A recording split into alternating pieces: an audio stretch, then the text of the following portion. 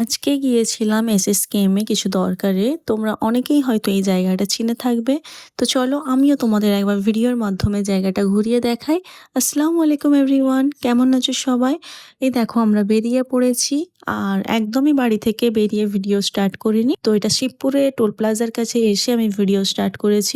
অনেকটা রোদের তাপ আর পুরো রাস্তা জ্যামে জ্যামে এসে এখানে এসে একটু ফাঁকা পেয়েছি।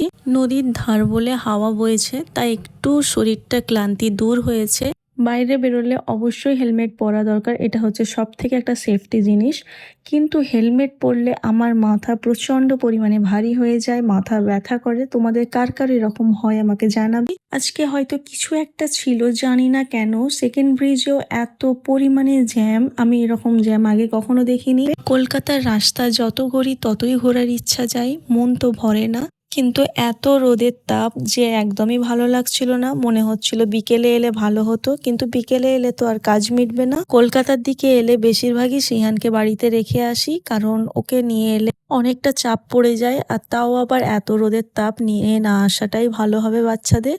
তো যাই হোক, দেখতে দেখতে আমি আমার ডেস্টিনেশনে পৌঁছে গিয়েছি। আর তোমরা এই এন্ট্রেন্স দেখে বুঝতেই পারছো এটা কোন জায়গা। এটা হচ্ছে আমাদের, বলতে পারো আমাদের ওয়েস্ট বেঙ্গল কেন, পুরো ইন্ডিয়ার বেশ 10টা মেডিকেল কলেজের মধ্যে এই একটা। এখানে খুব ভালো চিকিৎসা পাওয়া যায়। আমার তো যে কোনো অসুবিধাতেই আমি এসএসকেএম প্রেফার করি, এটা আমাদের বাড়ি থেকে অনেকটাই কাছে।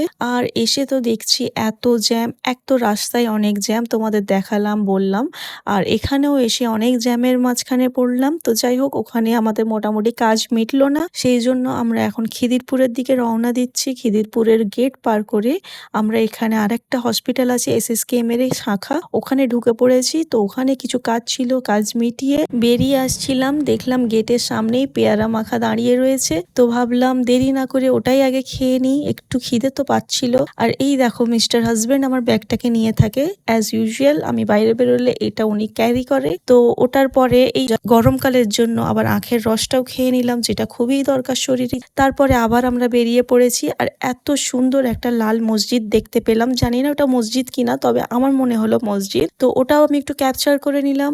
তারপর এই রাস্তা দিয়ে আমি এর আগে কখনো আসিনি অবশ্যই খিদিরপুরের দিকে, আজকে এলাম, তাই সবকিছুই কম বেশি আমি ভিডিও শুট করতে করতে যাচ্ছি। আর এই যে রাস্তা দেখতে পাচ্ছ, গাছের নিচে ছায়াগুলো, এখানে খুব সুন্দর হাওয়া বইছে, ভালো লাগছিল। রোদের তাপটা অতটা গায়ে লাগছিল না, যেহেতু একটু বিকেল হয়ে গিয়েছে, আমাদের বাড়ি ফিরতে প্রায় 4টে বেজে যায়। তো রোদটাও হালকা হয়ে গিয়েছিল। তো এবারে মনে হচ্ছে যে হ্যাঁ, এবার কলকাতার রাস্তা ঘোরা যাবে, কিন্তু কি আর করার, অনেকটাই টায়ার্ড হয়ে গিয়েছি। এবার মনে হচ্ছে যে বাড়ি ফিরলে বাঁচি। আজকের ভিডিওটা এতটাই, যদি ভালো লাগে অবশ্যই লাইক কমেন্ট শেয়ার করে দিও, আর সাবস্ক্রাইব করতে ভুলবে না। টাটা।